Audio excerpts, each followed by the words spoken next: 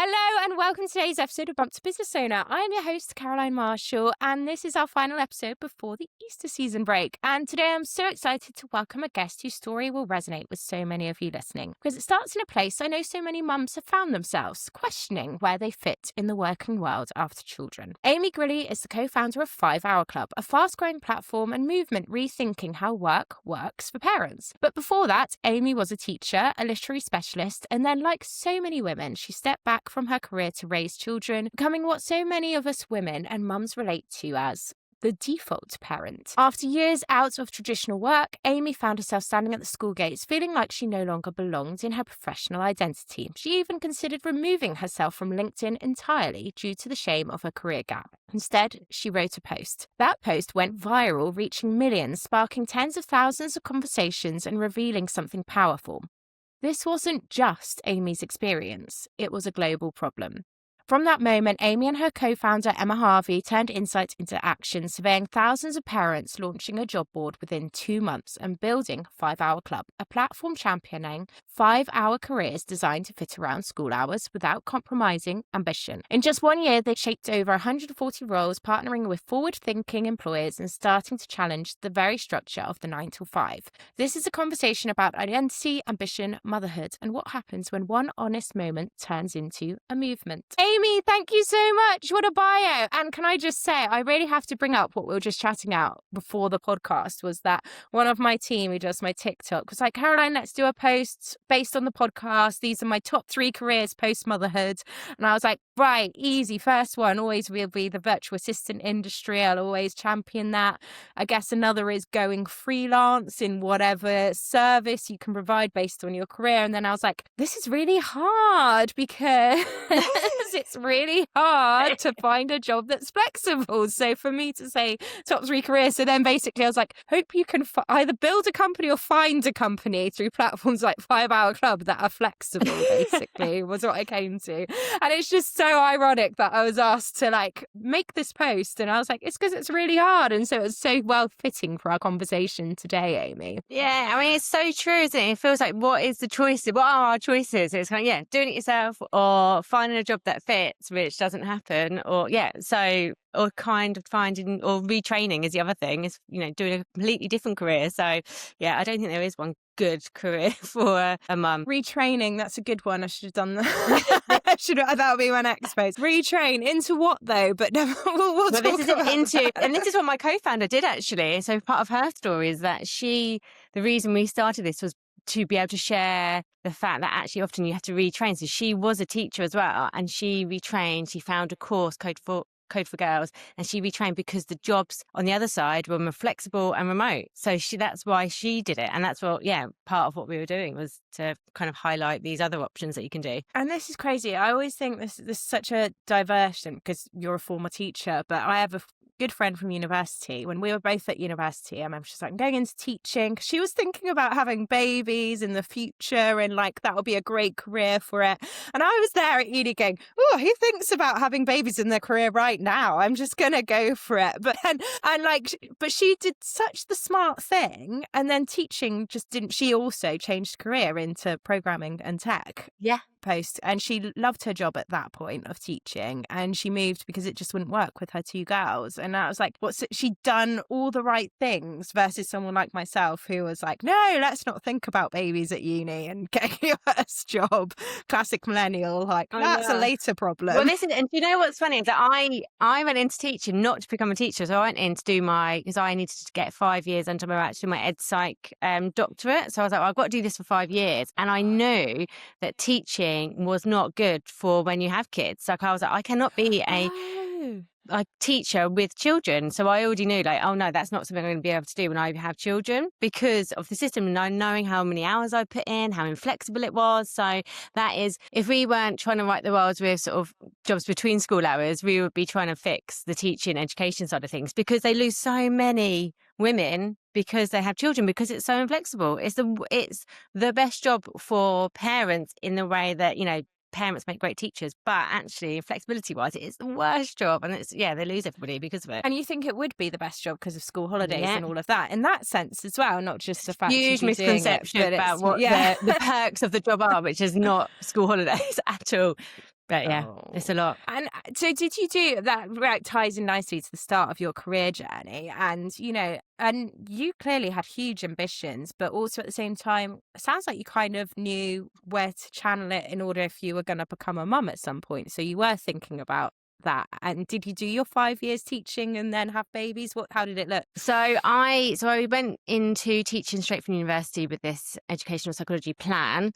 And when I got to the 5 years, I realised, okay, well, maybe ed psych is not for me at this moment. I actually thought, I'll do my doctorate during my mat leave at some point in the future. I thought, that's a perfect time to do a doctorate. Naively, I was like, of course I could do that in between A that. doctorate, a new hobby, a business. We've all been there. Well, when you're just like, what was I thinking? So I put it off for a few years thinking, and I wish I got it under my belt. And I didn't. I tried different things. I worked for a charity for a while. I worked for an ed tech startup for a while. So I did those things before going to have children. And then when we were ready to have kids, because I've been with my husband since we were 18, so we've been together this long time. And when we were going to, I said, I'll take 5 years out, because at that point I wasn't, in a point of my career where I was like, well, I'll do that when I'm on mat leave. So, that'll be that then. And I'll take these 5 years out with my boys that I thought I was going to have at the time. So yeah, it was a weird, if I look back now, it was kind of like, I did my career, had these big ambitions. What I did wrong, I think now, if I reflect back, is that I stopped. I thought, well, I'll do that after I have kids. It'll be so easy. I'll go back into it afterwards, or I'll do it during.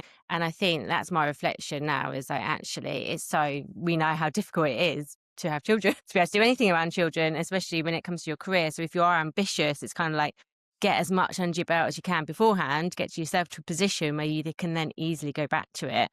And I didn't have that. So when I went to go back after the 5 years, I was looking at all of these opportunities, looking for a part-time opportunity so I could work between school hours, because my eldest just started school, but I still had a toddler at home. So what could I do in the few days that I had him, at nursery? And there was such a lack of opportunity in terms of I was looking again at educational psychology, and there were such few roles to be able to do part-time, to be able to do between school hours. It was like, oh, do you want to be an Amazon delivery driver, or do you want to be a cleaner? And that's where I was like, crap, like, what am I going to, I felt stuck, immediately. I was like, what am I going to do here? I'm ambitious. I want to go back to my career. I want to, do something for myself. Yeah, what are my options? I felt like I had none. So it was, that thing where, do I do my own thing? Do I go freelance? And then your options are still limited. It's still really hard. And you hit on such a good point, because I kind of got pregnant without planning to at that stage of my life, and this was in 2020, and I was like, not in the career point, and that was part of my freak out. I was like, no, I wanted to be at this point so it would feel easier. And I did have some jealousy over people I was in baby groups with who were a little older than me, and they just had got to that point, like not the pinnacle of their career, but got to like really good senior positions. It did seem like, not saying it was a walk in the park for them at all, but it did kind of seem easier for them to step back. I wonder if there's something in that versus me and you, who were just like not at that stage of our career. It's interesting, isn't it? Yeah, I really think, and that's why I sort of encourage that. And even with my sister, she's 6 years younger than me. When she went to have a baby, I said, get yourself into a position where you have a solid job, role, company behind you, so that when you're ready to go back, when you have to go back, you can just slot back in. And obviously it isn't that easy. And obviously the flexibility and all of those things around it, and having to work full-time or even part-time when you have a young baby, is also a huge challenge. But I think having that reassurance that you've got kind of a trusted company who already knows you and already respects you can be helpful. Doesn't make it mean it's perfect. That's why I clung on for a job for too long, because I was like, well, at least they know I can work really hard and I can do this. Like, another company's going to think I can't. And like, that was my thought process. Can you imagine? Well, we call it everything, it's like golden handcuffs. It's like, if you're in a company and you get a little bit of the flexibility you need and it kind of works, and they know, and you're, doing okay, then you kind of just stay there because you're worried about what else is out there, and it's so limited that it's, you sort of, and maybe you say they're too long. Yeah. And what did it feel like when you were kind of out of work for that time and period? Was it 5 years you were out of work? And like, your identity, did you feel an identity shift during that time? Yeah. So those first few years, when I had my first and then I had my second, and we were sort of in that COVID bubble. So it was I really enjoyed it. I'm so grateful that I was able to take that time with them. I really thoroughly enjoyed that time. And I fully took on that role of mum. It was when my eldest was starting school and I was like, somebody asked me, oh, what do you do? And I was like, crap, like, I don't feel that saying, oh, I'm a stay-at-home mum felt like the right fit for who I felt like inside. But I realised that's what I was at the time, and there's nothing wrong with that. But I didn't, it didn't feel like me. And so, yeah, I had this weird identity crisis where I was like, well, what am I then? Who am I? What do I do? I don't have a career now. I don't have this or that. And I am mum, but I don't feel like I want to be that full time. And so it was that point is when it shifted. That's when I had my crisis. That's when I shared my post and shared my story, because I was like, yeah, I don't know who I am anymore. I just didn't know. And I had dabbled in a little bit. I had a sort of business in between the two boys, kind of just Yes, it was called Nido, yeah. And it was the idea, basically I was kind of into Montessori when my eldest was young, but I couldn't find any of the furniture I wanted or any of the stuff I wanted. And I was like, oh, I just need to, find all of these things that I wanted in my house and see if I could source them and get other, see if other parents wanted them. So we did that. I found a furniture maker. We made this furniture, a whole collection of it. I retrained as a Montessori teacher. So I qualified as a Montessori teacher during this time. You've done so much. You didn't even give yourself a break. I just trained as a Montessori teacher and learned how to source furniture. But again, it didn't fit. By the time my eldest was at school, I'd stopped doing that because I kind of I'd retrained and I got that under my belt and I enjoyed it, but it was kind of circumstantial and situational. So I enjoyed it at the time, and then it didn't really fit as I got older, or I'd learnt more and different things. I was like, this isn't what I want to do long term. Okay, so I see mums starting businesses a lot, obviously. And I feel like there is that little point. Some people start something to do with motherhood and then it goes because it really is an interest in the early years. And then some keep it up, their interest, like becoming a doula or becoming a sleep trainer. That's a lifelong interest. But there's so many, I feel, that have a similar journey to that. Exactly. And I kind of always notice. It's weird because I could sort of forget that piece, and I did do that and I really enjoyed it at the time. But yeah, it didn't fit. And I was like, this is not long term. So I still, similarly, I didn't feel like I really gained anything, even though I gained a qualification, I gained all these skills, learning how to sell things online and all of those things. But yeah, again, it didn't really form that part of my identity. So I'd love to talk about the LinkedIn post, because where did this come out of nowhere? Were you even on LinkedIn, or were you just like, I don't belong? Well, I actually remember, this is how I remember it, Amy. I remember it going viral. Wasn't the first line something like, I don't belong here? Yeah, it was literally like, I'm Amy, I'm a parent and I don't belong on LinkedIn. And I genuinely didn't feel like that. So I had never really used LinkedIn as a teacher. It wasn't really needed. I was on there for my later bits of my career or whatever. And then so it was me and my friend who thought about this sort of idea around the 5 Hour Club, and I was like, I just want to be able to work between the school so you hours. had the beginnings of it already. Yeah, so it was in my head, and I was like, I'd said to her, she'd retrained, gone back to work. I was sort of kind of jealous of that. And all of our other friends had gone back to work, and I was desperately wanted to go back to work. And I was like, but all I have is this time between school hours. My husband's got a big job. I have to do this pickup. I've still got a young toddler. That's the only time I have. If I could get a 5-hour job, then I'd be happy. And even if nothing else, to see if there's anybody that feels the way that I do, and even to share the invisible load that goes with being a default parent. So, all of the stuff that you have to do in between that time. And so I'd had this idea, and then we sort of left it at that. And my friend, bless her, on her birthday was like, oh, I'll do a podcast with you and we can just talk about how we, our own journeys and career stuff and all of that. But like, yeah, great, that would be good. And then I just randomly decided that I was going to post on LinkedIn because I just had a moment.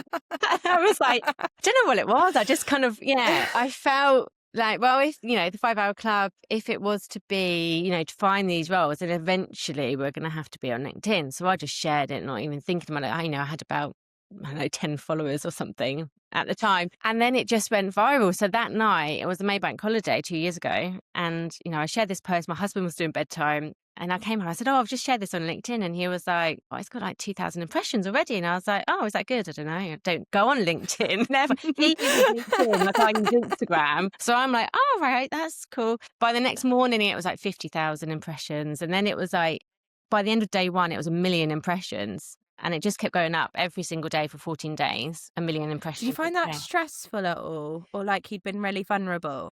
Do you know what? Because I didn't go on LinkedIn, I didn't know what was normally posted on LinkedIn. So I just shared Mm. my story. I just shared, lucky I kind of had this 5 Hour Club page just as a standalone page. So I had those things there to capture anything. And then I just got all these comments and these messages. And it was my co-founder who sort of stepped in, and she was like, right, what can we do with it? Let's have a look and look at all the comments. And she was like, 50% of them are CEOs or C-suite and half of them are men. And we were looking at the people who were responding to this. And I was getting so many messages of other women sharing their own story. And it was like reading my own story Mm. back. And then I had Mm. men saying, oh, my wife feels like this 20 years later, she hasn't been able to go back to work. So it's just, there was so much validation in it, which was obviously lovely, but then it was also quite scary how big, I think it just showed the big problem is. So we were just doing everything that we can to respond to people and, think about, what can we do with this, I guess. And it was quite exciting, I guess, at the time. It was bizarre. It was just like, what is this? Yeah. And I'd gone from not wanting to speak to people at the school gate to them seeing my posts and then seeing my dirty washing that I shared on Instagram. Like, it was this really weird, huge identity shift there. Oh, it's really weird when people from school follow you. I know. But I don't know who does and who doesn't. I've got the ones who tell me, and then I got the other ones who just watch me do my washing. But yeah, so it was really bizarre. But I think the biggest thing was like, crap, this is a huge problem. This is not just me who feels like this. There are so many other women who feel the way that I do. And I just felt at that point, I was like, something needs to be done about this, whether it was us to do it or not. But I think because we then got this audience that we then, we did a survey, 2,500 parents globally came back on it and shared their views about how they felt about going back to work. The 5-hour workday was something that they would want to be able to do, so be able to work between school hours. And they wanted a job board. Like, we were like, what do you want? Do you want a community? Do you want resources? What do you need help with? And they were like, we just need jobs, because there just aren't any. So like, right, okay, we'll make a job board. And that's what we did. That's amazing. And that's really must be your academic background and your research background. That's you did a survey rather than just jumping on, oh, okay, let's create a community. There's so many things you could have jumped on from that post, but you listened to people and found out what they needed. Was the job board an idea at first, or did that literally come from the survey? We wanted to be able to find opportunities at some point later in the ride. Community bit was a bit for me that I wanted to, because I know how much that's needed. But it was their response that they wanted a job board. And actually we were getting employers telling us that they had jobs that were that could work, or they already hire parents in this way. So we're like, oh, okay, there is opportunities here. So if we can find these opportunities, we know we've got the audience and the parents on the other side. So, okay, let's start with that and see what happens, see where it goes, see if it works, see if it doesn't. So yeah. Amazing. And it's I've seen your job board. You've had my virtual assistant agency Upsource have been on the job board, because you now cover freelance roles, which is great. So talking about the job board, is it just 5-hour day work roles, or is it a whole host of other flex? Do you take other jobs that might be 3 days a week or 4 days a week? How does it work? So our criteria are quite strict with it, I guess, but basically it is roles up to 25 hours a week. So it could be 5-10 hours a week, it could be 25 hours a week, and it doesn't necessarily have to be within the school hours. So we know, some parents have longer days because their children are in nursery 3 days a week. So it's sort of having the cap on the hours so that people, it's possible that if they wanted to do 5 hours a day, they can. We sometimes share roles, 28 hours, 30 hours again, because we know some parents need and have that extra bit of time. But we're quite particular around it, because it's like when you read a job post that says, oh, it's full-time with flexible working. Well, what does flexible working really mean? And so we want to be as transparent. If you don't do your hours in the day, we're going to track it and you've got to work at night. Exactly. Yeah, exactly. What does flexible really mean? And so we don't just share any old flexible job, because we don't necessarily trust that. It can often be quite vague. And that's what we're trying to combat, is those job posts that are vague. They say full or part-time. So as much as possible, we don't share any posts that are also advertised as being full-time, because you are then going up against somebody who is potentially going to be able to give more hours, which you can't compete with. So we try and be as transparent as possible. We also ask that the employers share their actual salaries. So for the number of hours worked, just again, it's a transparency thing. Why do you have to work out what your actual salary is? Because full-time looks great, but when you actually break it down per hours, it's, it's not always great. So we asked for that. And then obviously from our survey, obviously people want remote roles or, hybrid with as minimum requirements to go into the office as possible. As much as we can, we try and encourage our employers to share those types of roles. We check everything before it goes into the board, just again to sort of validate that actually this is a decent employer and this is somebody who's going to be offering the right things for a parent. So yeah, in the hope of Yeah. success, Oh. because that's our thing is that we don't want to offer, see that there's jobs on the board and then actually they're being asked to do more than the hours that they do have. No, they've like tapped into the market and Yeah. then try and Taken advantage, exploit who. basically. Yeah, take advantage. How many people do we know who say, "Oh, I just want to hire a mum"? Well, yeah, but then pay them for the experience that you want to hire. I think sometimes it can seem like so well-meaning, but it's like, oh, mums are the best. And it's like, well, no, but you're not really giving them what they support kind of thing or really valuing them. Have you had any roles or companies come on board that you're like, wow, I can't believe we're in this position right now? As it in the negative sense or in the... No, great. Oh, Yeah, yeah. I mean, we have so many amazing employers who come back to us, and there's a real pattern in the type of employers that we get, which is a lot of charities, a lot of female-founded companies, a lot of smaller organisations, maybe a parent-run, because they get it, because they know they can, or they've started the company for the same reasons that they need to be able to work between school hours or be flexible. It's very obvious where an employer is not going to do what they say they're going to do, or the red flags. And even just Oh, really? So you have had that? Yeah, we have had that, and we've said, actually don't think this is a good fit for our board. Obviously we also try, as much as possible, offer parents those higher end and higher quality positions so that they're going back into a career opportunity rather than having to start again. Obviously some parents do need to start again if they're retraining or whatever, but if we can find a head of or a senior role or a CEO role, then that goes on the board, because having that opportunity to be able to work those roles part-time is really important, and it's really hard to find those roles. So yeah, it's kind of varies the range of what level they are, but generally within those sort of parameters of 24 hours, and it being as family friendly and flexible as possible. And do you think, is there an education piece that you've had to do with some of the employers on this, or is that something that you're intending to do as part of your work with the 5-Hour Club? Yeah, so part of our work is to work with the employers on the other side. So we often have companies come to us and say, oh, we're struggling to retain women over the age of 35. And we're like, well, do you have any part-time jobs? And they're like, no. And we're like, well, this may be your problem. Story checks out. Yeah. And often it's STEM companies, it's like, we need some more engineers, or, in science and things like that, which is my co-founder's sort of area of expertise. So there is definitely employers that need that additional sort of helping hand with, and they do want women to stay in their job. So we do a sort of consultancy piece to help them as well. And we've been running a pilot the last year. We've actually got an NHS trust that we're just finishing up with, but we help them to hire parents in this way. So they hired 2 parents who work a 5-hour workday to try it out, to see if it works, see how it works within the trust, within the organisation. And then we sort of give them recommendations based on that. And we measured how the parents were getting on in terms of their well-being and their productivity and their belonging. And they, it came out really successful, and they were really pleased with the result. But now it's rolling it out to the wider organisation and saying, right, okay, how is it possible? What do we need to do to make this even better for the parents involved?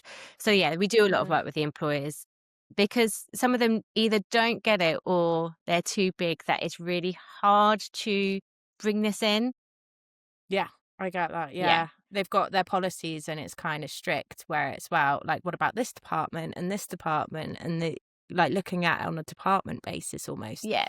And what we find is that it is pretty dependent on a team leader. So if you get a really good team lead who gets it, it will work really well. And it doesn't necessarily mean it's role dependent. It's just, depending on who you've got, and if they understand, then it works. But so, yeah, we do a lot of work with the employers on that side as well. And I know, because everyone is so curious. I see this as like a thing people ask me, because it's like, it could be seen as the term, like, how do you do it? I know it really annoys people because no one's asking men how they do it. But often when I'm being asked it, I feel like I'm being asked it because they're like, no, seriously, like, how? Like, it's like, no, like, give me the secret kind of thing. So for anyone listening here, how is Amy doing? Because you are the default parent. So what, like you're building a business from scratch. You have a co-founder as well, who's also a mum, right? And how are you guys managing it? So I work, at the moment, I work 4 5-hour work days a week. So what's that, 20 hours? Because my youngest is not yet in school. So I work between the school hours. But it's really good because I have learned along this way, this pretty much came on us overnight. It wasn't our intention to start a business off the back of that post, but we did. So we had to learn very quickly how to make it work. Is it possible to grow a business within the school day? And it is. Yeah. We're doing it slower in some ways than others, and obviously capacity wise, but it's about prioritizing. And I work from home, which is great, and I pick and choose the things where I have to go into London for events and things like that. So I'm particular because ultimately I'm the one who has to be there at the end of the school day. There isn't anybody else to do that. So I think, I'm just quite strict with myself in terms of boundaries. We talk a lot about boundaries here, actually. So it's not about this sort of balance. It's kind of, okay, right, I have this time. I do my focus work in the morning. I have a quick lunch, and then I will do the things where I don't need so much of my brain for in the afternoon. I'll do some social media and things. And I also am quite strict on calls. So I only do calls between 10 and 2, those kind of things. So I have quite a few things in place which enable me to work productively during my work day. I don't do any of the housework. I don't do any of the things for the kids or anything like that. I do those, I'll do the housework and things when they're here, because I very much believe that they should learn. They should learn that a magic fairy does not come in and sort their house, their rooms out. I actually really relate to that. If there's going to be like laundry and dishes to do, I do it after the school run, because I'm like, well, I am not at a screen then, and I am like more present. But then it's like, oh, pass me that plate. You can literally help me with it. Exactly. They see what goes into, running a household and having children. So yeah, I do not do anything. And I used to think I would struggle to do any work when the house is a mess, but actually I can sit in the mess now. It's quite easy. You tend to block it out. I've got a whole load of things that I've moved over there. If I'm sitting on this angle, okay, you can do that. Totally do that. I'm going to take a picture after of the different angles of the room. Because you just have to, we have to do that with our life anyway. We have to stop work, say at 2:30, whatever, to go get the kids. So it's like we can also do that with the stuff. Yeah, exactly. And I feel so grateful that I'm able to work in this way. And after I pick the boys up, it is intense. I won't lie, trying to run a business between school hours and then picking the boys up who are very busy. They're 6 and 4 now. So they're like quite energetic. But I'm 7 and 5. They're very busy. They're very busy. It's like having 2 jobs. And I say that to them and to my husband. But, it is full on. But I am grateful for the fact that I do get to pick them up at the end of the school day, and that if they need me, I am there. Yes, I might, they'll be watching TV while I'm doing dinner or just finishing off something, but I'm there. And that for me is the magic. I sort of used to beat myself up a lot about, but I'm not being 100% present with them after the school day. I was like, no, because I've just had a really intense day. They've had a really intense day. We're all going to decompress a little bit, and then we'll come together, but we're available. Yeah. And so, yeah, it's taken a year or so to really get into that, but it's really nice. I feel so grateful. And I do hope that, others are able to find this sort of work if they want it. It's, it's not for everyone. My co-founder, she's gone back to work, and she prefers sort of a slightly different day. She'll drop them in earlier and pick them up and do it slightly differently. So everybody works in slightly different ways, but I think it's having the option to be able to do that, which I think is yeah. And I'm probably more like your co-founder as well. There are times what you describe is exactly the day. It's like, get it all done in the school hours, go pick them up. And then there'll be other days where I'm like, well, I'm going to the gym, and then they're going to be in school longer. And but I've built that, and I've built that to change it around and see what works for us as a family. Apparently my eldest quite likes wraparound sometimes, so why should I deprive him of that? Well, this is it. I have to say, my eldest is very much like, why am I not in after school club? And I'm like, I run this place so you don't have to be in there, but one day, sure. If that's what you want, that's so go and funny. have your jam sandwich and play Lego. Yeah, and now if you couldn't do it, he wouldn't be that child. This is it, right? It's kind of getting that, it's got to work for everybody, but yeah.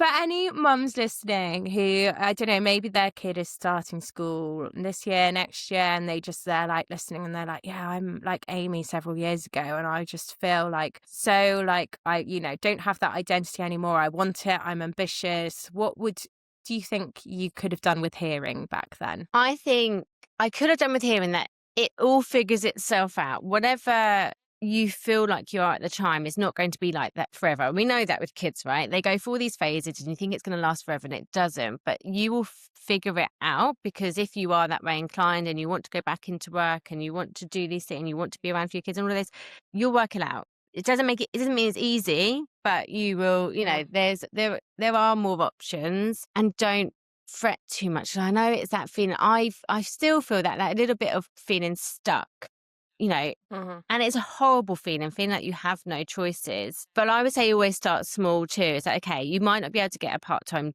job now or a job that works for you now. What can you do for yourself that gives you that little bit of identity back in your Mm. career or whatever it is? Maybe it's not in your career, maybe it's just a hobby. What is it? Can you do an online course? That's what my co-founder did. She did an online course in the evenings just to give herself that, bit of change, but also those, more opportunities. So can you do that? Can you learn something else? Can you, just start speaking to somebody in the industry that you want to work in? It's just very small little changes make a really big difference. They sort of build up and then Mm. it all, like I say, comes out in the wash, I think, because it's a horrible place to feel when you just feel completely stuck and that you've got no option. So I think, what can you take control of, even if it's not the big end goal that you want? And that, I'm not going to lie, I'm still figuring out my identity, even doing this. It's kind of like, who am I 5 years later? And I think I've got to think, that's not what I need to think. What I need to think is, who am I right in this moment? What can I do to make myself feel like me again? And the other day I just Mm. went for a run, which I haven't done in 6 years, and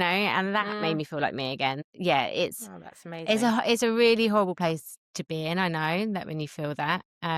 But whatever you can do to find a bit of joy and find, just Yeah. a tiny step makes it, will help. That's such good advice. I think even something like going to a network and, and saying it's okay, I'm figuring out what to do. I've Yeah. met people at like founders events and they're like, I'm not a founder, but I'm thinking, I've got a friend here, I'm thinking about it. And I think that's great. I'm like, yeah, or listen to the podcast, things like that. Yeah. And, I think it kind of ties into that all or nothing. It's kind of like, well, you're either ambitious or you do this. And it's kind of like, It's people have in between stages, and yeah, you might do a couple of hours work, or like you said, get a hobby yeah. that's like bringing back your thought process to remember who you are, and then it leads to something else. You just never know, do you? No, I think it is. We talk a lot about that too, about that motherhood. Are you very much in seasons now? Like you're Mm, going through different seasons with your children, going through different seasons of your career now. And it might be that you can only do 5 hours and that's all you have in this moment. What can you do for yourself in this moment? Or like you said, podcasts, that's what a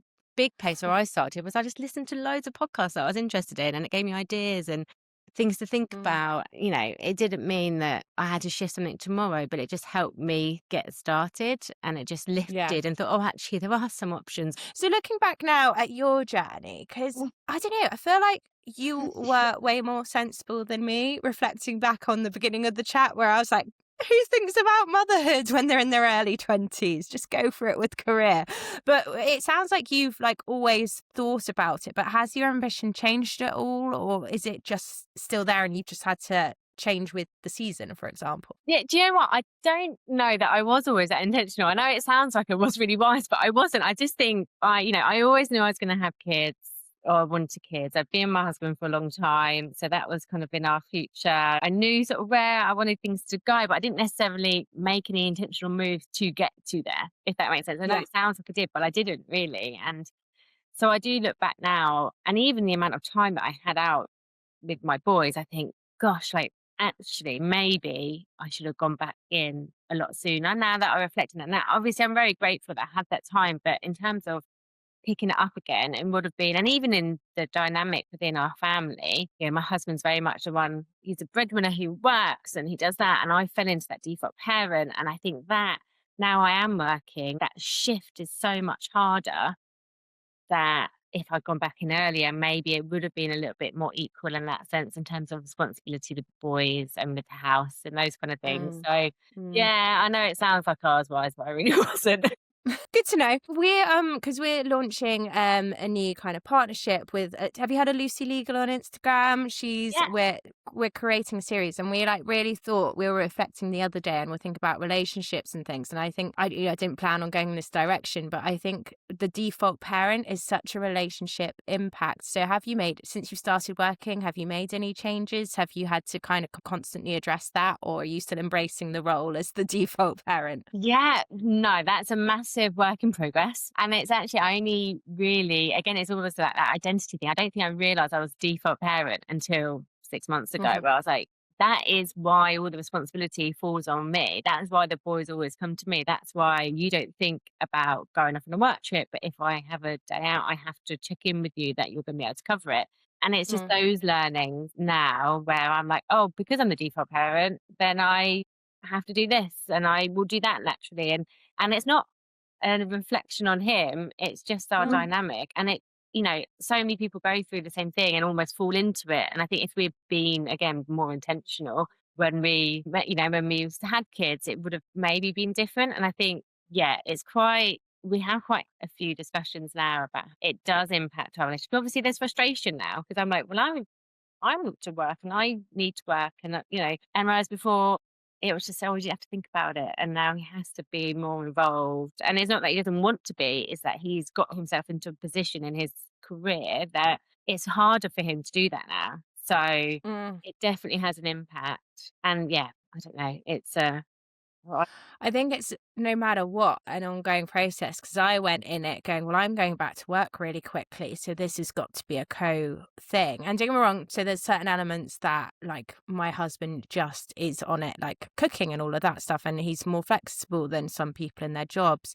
But there's so many areas that still fall default. And I think that is just like our learned behavior that we're really going to have to take a few generations for yeah. it to get to that equality as well and the I think work in so. progress. Yeah, well, it's so interesting. I had a really great conversation with the CEO the other day, and she said we were doing a panel, but off stage, she said, I went into this 50-50 with my husband. Like when we went to have Mm. kids, it was very intentional. We're going to do 50% of the childcare each. And obviously she's got a big role now, and she said, oh, actually, he does more, but she had to be so thoughtful of that. It's almost like if it was a contract. I was like, I wonder Mm. if that's necessary, but I can see where actually if you go into it like that and thinking about that, maybe like you did, Mm. it's helpful. But I think we're so ingrained with how society sees women and even our role when we first have children. I think even that parental leave piece, like we do a lot of work in the government with the parental leave bit. It's like even that, if men are only off for 2 weeks, how much responsibility are they able to really take on? I think unless they can properly share it and have that equal time off, then they're not going to take that. Naturally, it's really hard for them to take that responsibility. Yeah. And I think even like I've seen a few like family member who had paternity leave actually towards the end. And I actually think that's a really good time because it doesn't impact, still recognizing the healing, everything a woman has to go through, potentially the feeding, but also looking at it towards the end of like, they have to learn what needs to go in the nappy bag. Mhm. What, and that's where it starts. It It's does. like It's so. knowing how to pack a bloody nappy bag. Do you know what? I've only just stopped, and I kick myself for this. I know I completely enable them, but I've just stopped. If I go away, I don't leave out the clothes. I don't leave. There's certain things I might do to make Mm. it easier, but I don't pack the bags like I used to because, yeah, they need to learn to do it themselves. Otherwise, it's never gonna. I think so. Iceland. There's some Scandinavian countries, but I think it's Iceland where they literally have. I think they have like 6 months for the man, 6 months for the woman. They can take it however they want. But if they don't use it, then they completely lose it. So it's that. Okay, well, So you might as well take it. it's the first 6 months, the man takes second, and she has to go back to work. But then they properly learn how to manage it. Yeah, exactly that. I just there's something in that. Even like I said, I'm away this week, and a parent was like, "Oh, do you need me to take your son to football?" And I was like, I was hoping my husband would think about this, but maybe I should just as I'm here and you've offered, maybe I should just But there's organise all it. that thinking, isn't it? It is that. It's like, you know, when I went away, I said to my husband, you because he's training for the marathon. So I was like, well, you need to go for a run. And so you need to, there's somebody, he's going to have the kids for a couple of hours so you can go for your run. But why am I doing the thinking for him? I should just, Oh, get on with it. If he doesn't go for his run, he doesn't go for his run. Oh, don't get me started with that as well, because me and my friends have had a discussion. There was a reel, basically, someone saying, I shouldn't need to say this, but you shouldn't be planning to do a marathon as your wife has had a baby. And the comment section has gone, why? Yeah. I get it I'm now. like, is this a discussion? Amy, it's been so wonderful to have you on and learn so much about what you're doing and the place it came from, which I think is so important. And this is like your journey is exactly why the podcast started. It really did. And so, what does success look like for you in 5 Hour Club? What are you and Emma scheming up there and wanting this to be? At this point in time, we just want to get as many opportunities for mums, for parents to be able to work between school hours. You know, if we can prove that this works, then we can get more jobs. And then in the wider sort of the long term, it's that change, that cultural piece. So, you know, how can we really get employers to embrace this and see it as just another option, and see it being completely normalized, you know, as the 4-day week is, or a 9-day fortnight, or whatever, compressed hours. It's just another option for people to work. So we're just doing an impact report which shows the positive side of the impact that it does have for parents at the moment. So there's that. And then just to sort of, for me, it's a big piece, is that community piece. So how can we support women when they return to work? How can we support parents, to manage those different responsibilities and support the mental load and all of those things? We do a lot of work with coaches, and they sort of share the expert advice around Mm. all of the different, topics that come up as a parent, as a default parent, and we share those. Yeah, it's just sort of that bigger picture, supporting, I'd guess probably default parents, but supporting parents in that return to work, because it is bloody hard. Yeah. Whether that's 3 or 5 hour workday, or just, getting them to talk to the partner about the mental load. And you hit the point with the coaches as well. They're amazing. That's the one thing I would have gone back and said, find one and force your employers to work with a proper parental coach. Cause I was like, I did not know that was a thing. Yeah. And we have worked with so many incredible ones. We share all their masterclasses free on our YouTube, and they get it. They're often parents. And they've got these Mm. expertise. We've got a great one who does ones around negotiating a salary, because that's what she used to do in her previous jobs. It's using their expertise to help you in that next phase, next season of your career. 'Cause it's hard. I haven't got the answers. We wish we did, but thank you for doing what you're doing because someone has to. And like you said, it is hard, but the trailblazers need to be out there to communicate what's needed. And, like I said, in an ideal world, we wouldn't need it, but we do. Indeed. And what I love to end on, you mentioned a bit of this earlier, is joy. And because I don't know, after my second child, we went through a lot with him, and I really discovered it was actually all my healing and recovery after almost losing a child was like finding joy again, and really, but better than it was before. And we've had everything on this podcast. I think Jen from Etta loves it. Was skipping in the garden. I was like, actually, I might do skipping in the garden.